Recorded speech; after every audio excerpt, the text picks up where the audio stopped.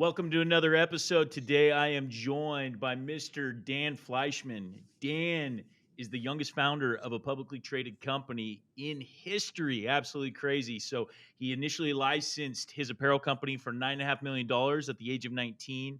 And then he later went on to scale his energy drink product to over 55,000 retail locations.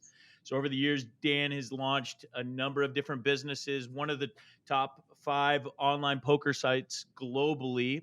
He's thrown over 51 elevator nights, co-founded the $100 million mastermind experience, and spoken over 250 business events. In fact, the very first time I ever met Dan was at a business event just almost 10 years ago. He's angel invested in over 43 different companies. His agency, Elevator Studio, has spent over $60 million on social media influencers. This guy is an incredible founder. He is actually the host of the Money Mondays podcast, which has consistently been at the top of the charts for Apple. And he is building the first national chain store of in the sport card industry. He currently has 9 locations and it's growing. Cards and coffee, super dope.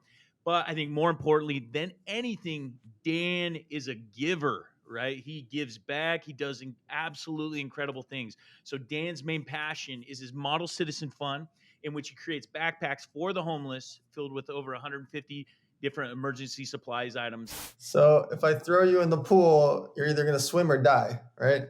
And so, I was 17 years old working 3 jobs. I had to make money because we didn't have any money. And so the money I was making was to help hopefully pay for college because I was planning to go to San Diego State. So we made a bunch of t-shirts.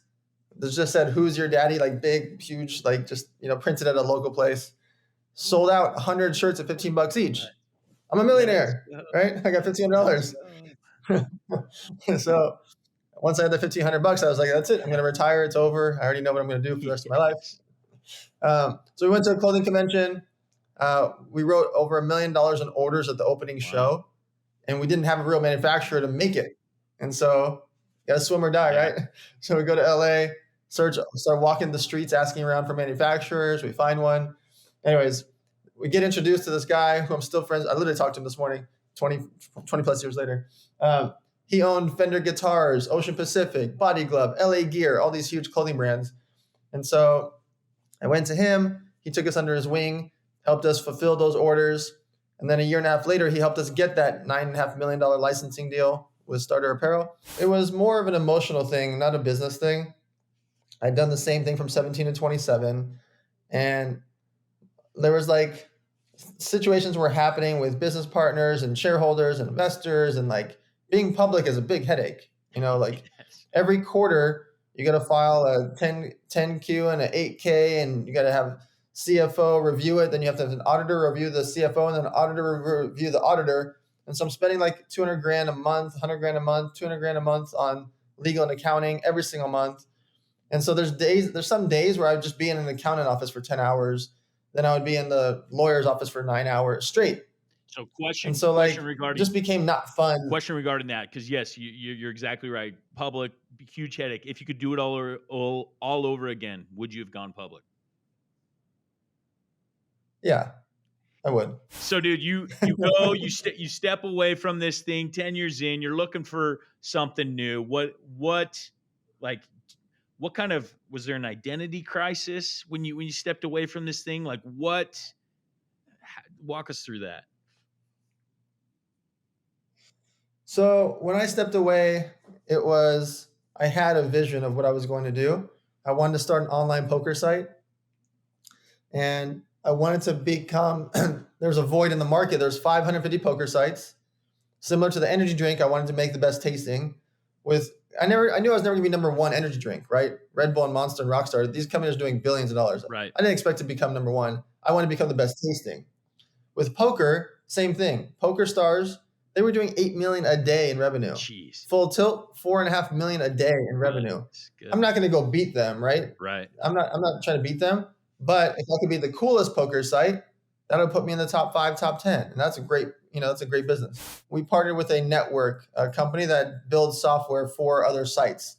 And so we did it together. Got it. And they happened to be based in Malta. It was amazing. Their offices were like a couple hundred yards from where I lived. Yeah. Man, what I just am hearing from your whole story, and I think is important in any successful founder, entrepreneur, or whatnot, is like finding other people that are already doing it, already know how to do it, partnering with those people, leveraging relationships, you know, not being scared to jump into unknown waters, right? Just willing to go, figure it out, pick up, jump in a backpack, over to Malta because it's the only spot that you can make it work, and then just finding all these different levers. I think too often entrepreneurs, small entrepreneurs, right? They try doing everything themselves. And it's just they beat their head against trying to figure it all out without hiring professionals, consultants, teaming up with people, leveraging relationships that they have. So the fact that, like, obviously you figured this out at a very young age, right? And so going into this second or third business, whatever you want to call it, you knew exactly how to go and scale. And I think that's just important for young listeners to understand. Like, if you want to go and run a business, right? Don't try don't rely on only your ability and think that you have to figure everything out on your own. Long story short, over the next 4 days, April 15th to April 19th, I manually paid back 41,000 players. Manually. What? I'm tweeting, I'm MySpacing, like, hey guys, I'm Facebooking, like there's no Instagram, but like, hey guys, if you have money on my site, please withdraw 100% of your funds, withdraw your money. Everyone withdrew except for 41,000 people. So I had to manually pay them back. Just to be clear, Man. like, imagine back then how hard that is. Oh man. And so I just stepped away and made sure everyone was cleared up. And then I became a consultant for Morgan Stanley, because they wanted to understand the gaming space. I became a consultant for 3 land-based casinos in Las Vegas. They knew that they were going to be the ones to be able to do online poker later. So they hired me as consultants to advise them how to do it, because I'm the only American CEO from poker. Everyone else is dead or in jail. Right. And so I had a unique situation there to go be a consultant. And so these little things about interactions along the way help you build a bit of a rapport with someone before you're like, hey, I'm coming to Dallas. Do you want to go to dinner? If I didn't send him the Komodo thing about the cool restaurant, if I didn't send the article about Airbnb, it's kind of random out of the nowhere, like, hey, do you want to go to dinner? Right. We don't really know each other, right? Chris and I met at a quick handshake or a quick business card. I don't know. Chris is busy. He's got a $100 million company, right? What, does he really want to go to dinner with random Dan? Does he? I don't know. Dude. Because we didn't have any true engagement until I was doing a lot of charity poker tournaments, raising money for other people's charities for years. Sunday night, here's $144,000. Monday becomes Wednesday. Wednesday becomes next week. Next week becomes next month. And I don't really hear what happened with the $144,000. I do another event, raise them $250,000. Woohoo! Monday becomes Wednesday. Wednesday becomes next week. I just don't really get to see, feel, and touch what happened after I helped raise the money for these people's charities. And so I wanted to stick with charities that I could see, feel, and touch. Very simple things that had a true cause and effect, that were not just going to a multi-billion-dollar charity. Nothing wrong with those charities.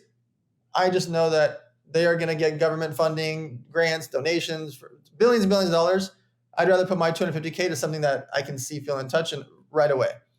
And so, because those are still important topics, but I wanted, you know what I'm saying? What motivates you and gets you out of bed right now? So you're 41 years old. You've had all this success. You're involved in charitable things. You're invested in all kinds of different businesses. You're building empires. Like, what drives you today?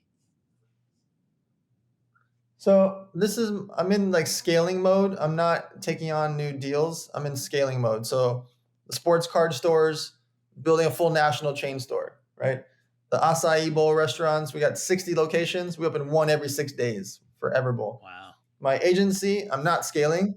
I like the size of it. I don't like clients. And so I want to keep it exactly where I am. I love the clients I have. I don't want a bunch of new clients.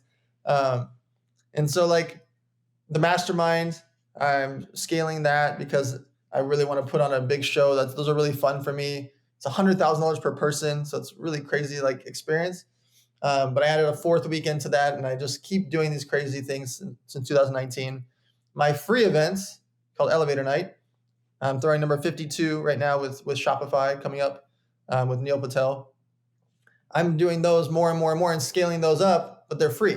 So it costs me more money, but I create an even better experience, and I partner with someone like Shopify and still bring in household name speakers like Neil Patel, but it's completely free. There's no tickets, no sponsors, no sales on stage, it's just free. So I'm looking at things in my life that I can scale up: sports cards, acai bowls, masterminds, etc. And then obviously the toy drive, like we broke the record last year, but I want to completely overdo it and do it in a bunch of different cities this year because it's our 10-year anniversary. And so really just scaling the things that I have is what drives me. And then the ranch is fun, right? Like we rescued 85 animals so far, from ostriches and zebras and camels and everything in between. And so that part's really fun to me, to like build that animal sanctuary ranch. I live there, but it's also like an experience.